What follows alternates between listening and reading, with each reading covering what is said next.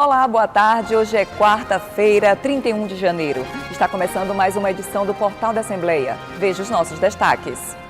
Auditores fiscais se reúnem para debater o combate ao trabalho escravo no Maranhão. Deputado Eduardo Braide visita as dependências do Hospital Aldenor Abelo. Promotoria do Idoso inspeciona abrigo São Vicente de Paulo, na capital. Você vai ver ainda, crianças e adolescentes conhecem o processo de produção das histórias em quadrinhos. E mais, exposição celebra os 35 anos de fundação da Casa de Cultura Josué Montello. É agora no Portal da Assembleia.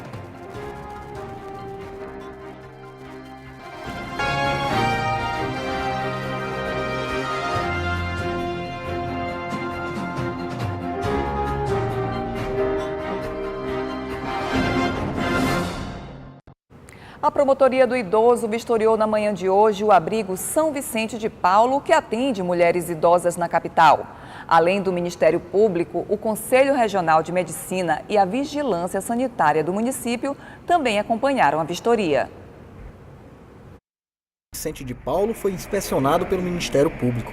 A visita de rotina, que é uma atividade exigida por lei, teve o acompanhamento de vários órgãos, entre eles o Conselho Regional de Medicina e a Vigilância Sanitária do município. Os trabalhos foram coordenados pelo titular da Promotoria do Idoso, o promotor José Augusto Coutrin. Essa aqui é uma instituição de longa permanência, filantrópica, então, portanto, vive de doações, só para senhoras, né? São 15 casas, mas só tem 11 ocupadas. A lei exige que o Ministério Público fiscalize essas instituições, verifique a regularidade de funcionamento, se estão com os alvarás, se está tudo funcionando adequadamente conforme as normas, né? Por aqui, a primeira impressão é de tranquilidade. Dona Nadir, que eu diga, com um sorrisão no rosto, ela diz que aqui no abrigo ela é muito bem tratada. Sou umas pessoas, elas me tratam muito bem, me chamam de Dona, eles me chamam de Dona Nadir, todas elas, chamam Dona Nadir. Gosto muito delas, acho maravilhosa elas. A unidade de apoio, localizada no bairro João Paulo, na capital, atende apenas mulheres e cada uma tem o seu lugar. Essa voluntária explica como funciona a rotina da casa. Uma média de 80 idosos que vêm para cá nas quarta-feiras para, chamamos de conviver, para recreação. E nessa parte eles recebem lanche, recebem orientação das voluntárias, de outras alunas que às vezes vêm fazer estágio, que vêm prestar informação e trabalho, elas vêm para cá, certo? Então elas são muito atendidas nessa parte, não falta visita. Após as inspeções, o Ministério Público deve aguardar os laudos de cada órgão. O presidente do CRM fez uma única observação relacionada à necessidade da presença de um profissional de saúde durante a noite. Uma consulta, de vez em quando, mensal mais ou menos, elas precisam ter essa cobertura à noite. Não é de vigia, é de alguém que cubra com a juventude, de uma técnica de enfermagem, de uma enfermeira, e que sabe lidar com o serviço de emergência. Porque se a senhora dessa passar mal de madrugada, vai recorrer para quem? Difícil. O deputado Eduardo Braide visitou ainda há pouco as obras em andamento do Hospital Aldenor Abelo, referência no tratamento do câncer no Maranhão. Por ano, o hospital realiza mais de 56 mil consultas de pacientes de todas as regiões do estado. O deputado Eduardo Braide se reuniu com a direção do Hospital Aldenor Abelo, na capital, para tratar das emendas de autoria dele destinadas à compra de equipamentos que vão melhorar o atendimento a pacientes com câncer. Entre eles, um mamógrafo digital. Para isso, foram investidos mais de R$700 mil. Depois da reunião, o parlamentar visitou as novas instalações do hospital, entre elas a UTI pediátrica. Pela excelência do trabalho que é feito aqui, pela competência dos profissionais que aqui estão e a discussão que fazemos toda vez no início do ano para saber qual é a necessidade que o hospital tem para que, diante da necessidade, a gente possa fazer a indicação da emenda que seja mais bem utilizada por todos aqueles que utilizam aqui os serviços do Hospital Aldenor Abelo. Entre as emendas destinadas pelo deputado Eduardo Braide está a que vai equipar a UTI pediátrica do Hospital Aldenor Abelo. São mais de R$700 mil destinados para a compra dos equipamentos, o que vai ajudar no tratamento do câncer infantil. É primordial o funcionamento de uma UTI para o tratamento oncológico infantil. Todas as crianças hoje que precisam de UTI, elas vão para uma UTI adulto, que nós temos equipamentos que podem atender. Mas aqui vai ser exclusivo.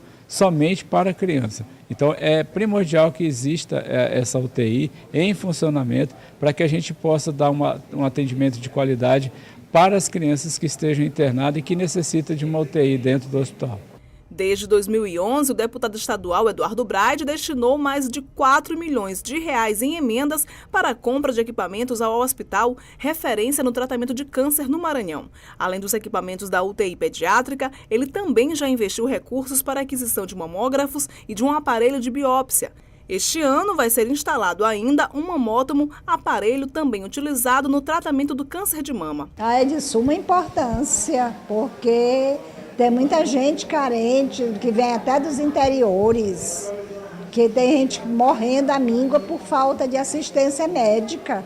De acordo com o deputado, a próxima emenda a ser destinada ainda este ano será no valor de R$1 milhão para a compra de uma nova pastilha utilizada no aparelho de radioterapia conhecido como bomba de cobalto. Em reunião com a direção da Fundação Antônio Jorge Dino do Hospital Adenora Bello, nós decidimos destinar a emenda deste ano, assim como faz todos os anos, para a compra de uma nova pastilha da bomba de cobalto que faz exatamente a questão da radioterapia. O que nós esperamos é que esse procedimento possa ser realizado mais rápido possível, para que essa nova parte do equipamento chegue aqui e coloque à disposição do povo maranhense um tratamento de melhor qualidade e com maior tempo de duração da nova vida útil do aparelho. Por ano, só o Hospital Adenora Bello realiza mais de 56 mil consultas. O vice-presidente da Fundação Antônio Jorge Dino, que gerencia a unidade, destacou a importância do apoio do deputado Eduardo Braide para o tratamento do câncer no Maranhão. Na verdade, todas as emendas que foram destinadas pelo deputado foram de muita importância para a gente. Nós já compramos um mamógrafo, que será substituído, com a emenda dele, será substituído agora pelo mamógrafo digital.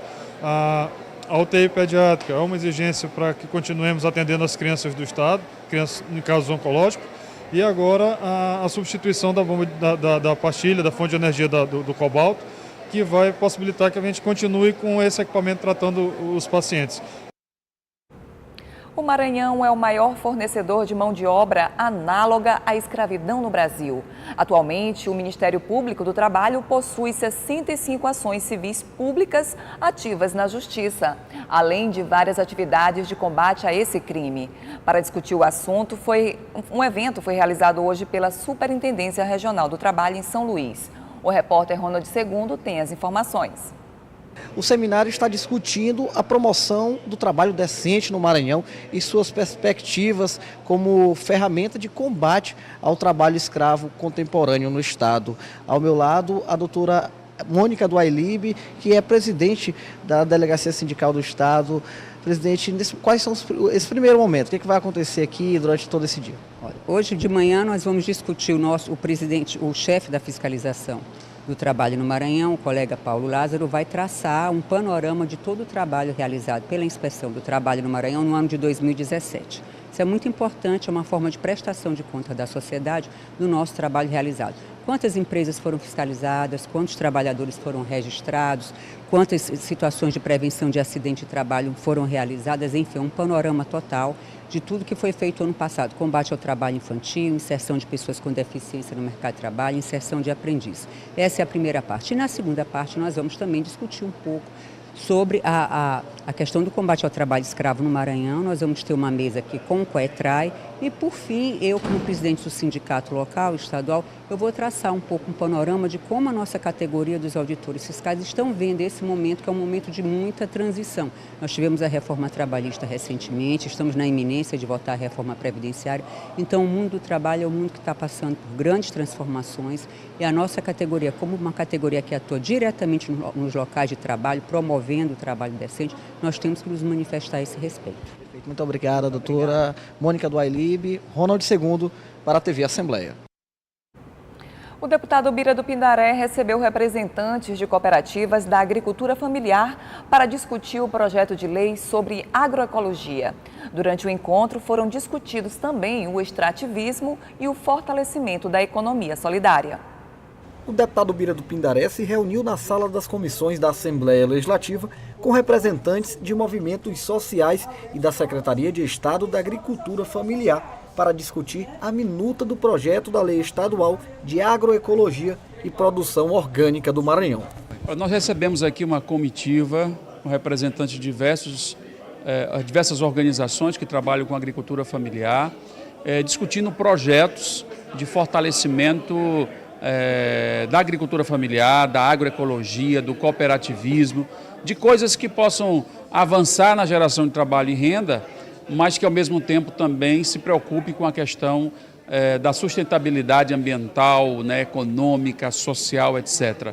Então, um projeto alternativo que ajuda muito o Maranhão a avançar na direção correta. Então, ouvimos, recebemos os projetos e vamos dar entrada para o debate interno na Assembleia Legislativa do Estado do Maranhão. Durante a reunião, foram discutidos ainda temas relacionados ao extrativismo e ao cultivo do babaçu, além de ações de fortalecimento à agricultura familiar no Estado. A reunião hoje é importante para os movimentos porque a gente está discutindo, né, políticas que são, a implementação de políticas que são fundamentais, né, para os movimentos, né, para a sociedade de uma forma geral. E além disso, né, também foi discutido o projeto de lei Babaçu Livre, que é uma luta das quebradeiras de coco, né, que já vem há muitos anos. O deputado Bira do Pindaré, né, já apresentou um projeto de lei em 2012. E agora, né, a gente está retomando essa discussão com o intuito da gente conseguir a aprovação de um projeto de lei que garanta o livre acesso às quebradeiras de coco, a esse recurso, né, o babaçu, bem como a preservação também dessa floresta de babaçu tão importante para o nosso Estado. Nesse momento que o deputado Bira recebe essa comissão, recebe a secretaria, coroa-se um trabalho de um ano de discussão, de participação, e nós acreditamos que aqui a gente ganha uma nova força, né, uma esperança de que essas leis, esses projetos de leis, elas se concretizem lei aqui no nosso Estado, que a agricultura familiar, a agricultura camponesa, o extrativismo, tanto precisa para fortalecer as suas organizações lá na ponta, lá nas comunidades. O presidente da União das Cooperativas da Agricultura Familiar e Economia Solidária disse que o encontro foi importante para avançar na discussão.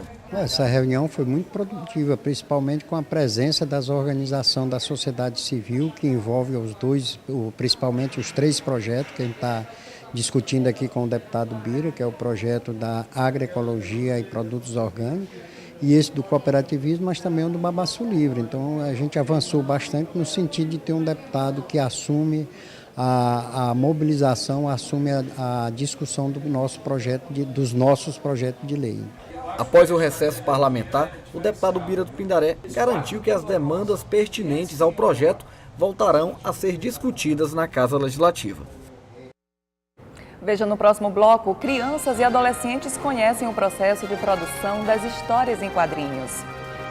E veja também uma exposição que mostra os 35 anos da Casa de Cultura Josué Montelo. Nós voltamos já.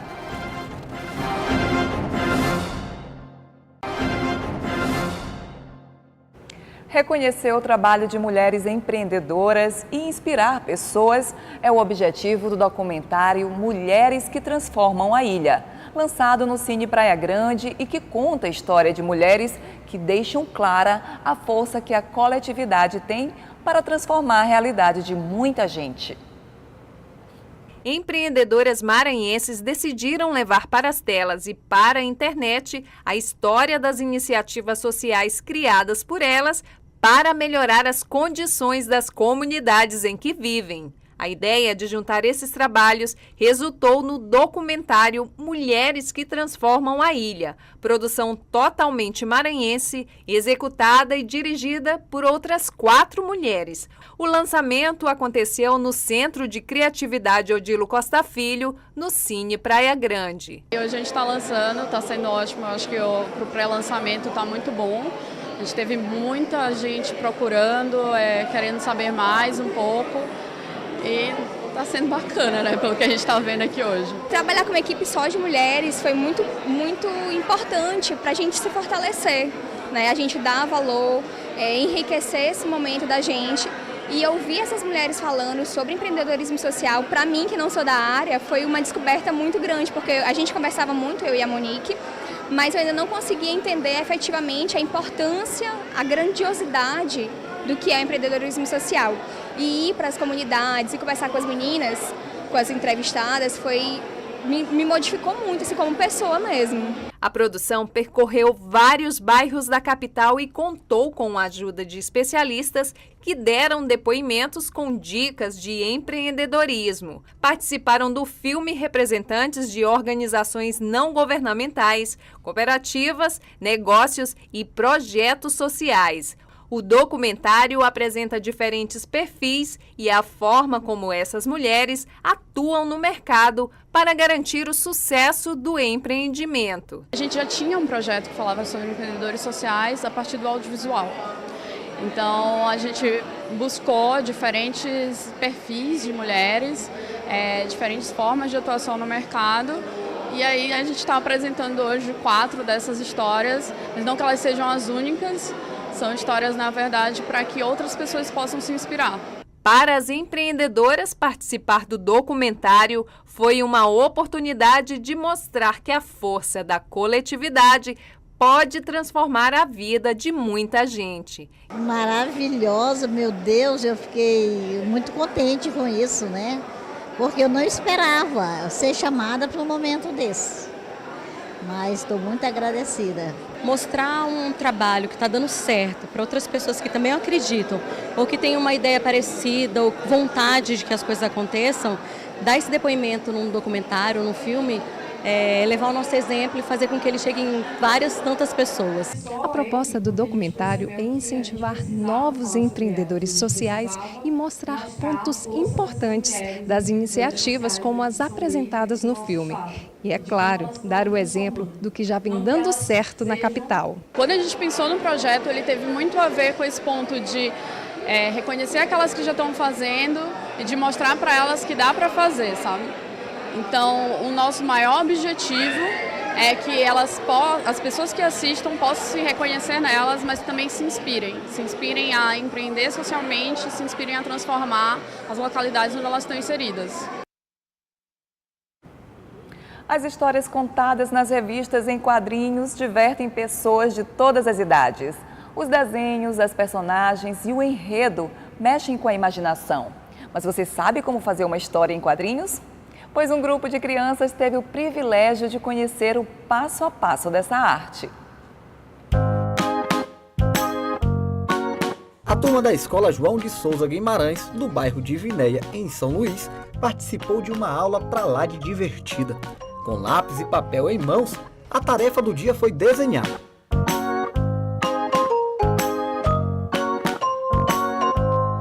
O Dia do Quadrinho Nacional é comemorado no dia 30 de janeiro, data em que Ângelo Agostinho publicou o que seria o primeiro quadrinho brasileiro. Para os desenhistas, esse é um momento de comemorar. Já para essa turminha aqui, o momento é de conhecimento e recreação. Com os desenhistas profissionais em sala de aula, eles conheceram de perto como funciona a criação das famosas revistas em quadrinhos. Uma experiência e tanto. Para mim é gratificante chegar aqui numa escola dessas, onde as crianças não têm conhecimento do que é o quadrinho, e falar para elas o que eu já faço há muito tempo, que é fazer histórias em quadrinhos. E elas ficam surpresas, ficam curiosas em saber como é que é feito um quadrinho. Para a gente é muito importante trazer novos leitores e novos artistas para o Maranhão, fazendo quadrinhos. É muito importante a gente criar essa forma de novos leitores, e os quadrinhos, de uma certa forma, é a porta de entrada para a leitura. Além, é claro, de motivar o conhecimento na arte, o conhecimento na leitura, entender personagens, entender a própria história dos quadrinhos. Nesse encontro que nós estamos fazendo aqui com esse público, com essa criança, a gente já falou um pouco da história de uma forma muito tranquila, mas também a gente está dando dicas de desenho e explicando também um pouco sobre a história em quadrinhos. E o público é maravilhoso, é um público que recebe, que gosta, que participa. O projeto, que acontece anualmente, é destinado às crianças de 10 aos 14 anos. De forma lúdica e recreativa, vem naturalmente as curiosidades sobre personagens infantis e o processo de produção das histórias em quadrinhos. Na hora da entrevista, a euforia fica de lado e a timidez acaba se destacando. Mas é só desviar a lente da câmera que eles colocam a criatividade em prática. É bom para poder a gente aprender a desenhar mais, aprender como se faz um quadrinho. Eu gosto de ler isso porque é uma história muito boa, a gente fica lendo. É uma forma boa de representar uma história. É legal porque sabe como se faz, desenha direito e se aprende mais as coisas. A utilização das histórias em quadrinhos vai além desse ambiente, faz com que os alunos tenham um bom rendimento nas salas de aula. É um momento em que eles estão tendo a oportunidade de conhecer um ilustrador, de conhecer um roteirista, de conhecer um produtor maranhense. Então, porque eles estão acostumados a ver o quê? O Maurício de Souza, a produção. E eles, nesse momento aqui, não. Eles estão vendo que no Maranhão se produz quadrinho. E o quadrinho tem que ser estimulado a levar para as escolas, se construir gibitecas, para estimular a leitura dessas crianças, né? Porque mesmo a criança não sabendo a leitura convencional das palavras, ela lê uma imagem e ela consegue interpretar uma história e repassar essa história para os outros, né?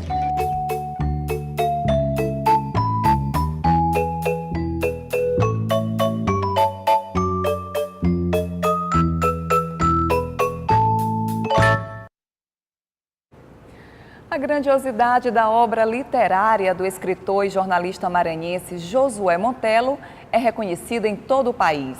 Entre as homenagens a este representante da literatura brasileira está a Casa de Cultura Josué Montello, que comemora 35 anos de existência, com uma programação que conta com lançamento de livros e exposição sobre a vida e obra do autor de Os Tambores de São Luís. A Casa de Cultura Josué Montello foi fundada no dia 23 de janeiro de 1983. O espaço, ligado à Secretaria de Estado de Cultura e Turismo, tem uma biblioteca com mais de 60 mil livros doados pelo escritor, além de objetos pessoais de Josué Montello. Escritor, jornalista e teatrólogo, Josué Montello foi o quarto ocupante da cadeira 29 da Academia Brasileira de Letras e também imortal da Academia Maranhense de Letras. Lançou obras importantes, como Tambores de São Luís e Cais da Sagração. Para comemorar os 35 anos de fundação da Casa de Cultura Josué Montello, foi montada uma exposição que conta a história do espaço. O local é aberto ao público e os visitantes podem conhecer a casa por meio de fotografias, artigos de jornais e depoimentos de escritores sobre a importância do local para a literatura maranhense. Hoje, com o lançamento do primeiro livro infantil do Josué Montello e a abertura da exposição retrospectiva da Casa de Cultura ao longo desses 35 anos, que vai estar aberta até o dia 28 de fevereiro, aberta ao público. Quem quiser vir visitar vai estar à disposição, todos os dias de segunda a sexta. E aqui, como o próprio conceito fala de casa, é um lugar para a pessoa se sentir à vontade, não só na parte da literatura, porque contamos também com exposições, tem a parte de objetos, coisas pessoais da vida do autor e também de outros autores maranhenses, né? O que faz aí, em torno da nossa história, um conjunto desses autores, né, cada um com sua contribuição nesse equipamento cultural destinado à população. Durante o evento de comemoração dos 35 anos da Casa de Cultura Josué Montello, foi lançada a segunda edição do primeiro livro do autor voltado ao público infanto-juvenil. O Tesouro de José e Outros Contos é uma obra de 1944, que agora foi publicada pela editora Mercúrio Jovem, do escritor Wilson Marques. Prazer, né? Você trabalhar num projeto de um escritor consagrado como Josué Montello e num livro que estava tanto tempo fora de catálogo, né? Porque é um livro que foi escrito há 70 anos. Então isso foi um esforço conjunto, né? Várias parcerias. E eu trabalhei como organizador do livro e é uma satisfação, né? Poder ajudar para colocar esse trabalho de volta, né? Nas mãos dos leitores. Este ano, como parte das comemorações do centenário de Josué Montello e dos 35 anos da Casa de Cultura, estão previstos lançamentos de novos livros. Do primeiro romance, Janelas Fechadas, e do segundo volume de crônicas publicadas no Jornal do Brasil entre os anos de 1962 e 1992. Tem um livro previsto para sair em março e outro em agosto, então vou deixar aí um pouco de surpresa para vocês. Eles estão em fase já de finalização e, mais uma vez, né, reiterando o potencial que tem Josué Montello perante a literatura nacional e ratificando, né, a felicidade que nós temos pelo fato de se tratar de um autor maranhense.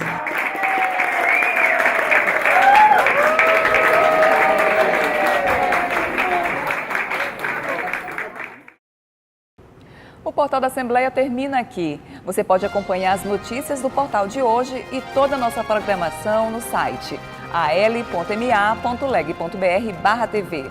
Uma ótima tarde para você e a gente se reencontra amanhã. Até lá!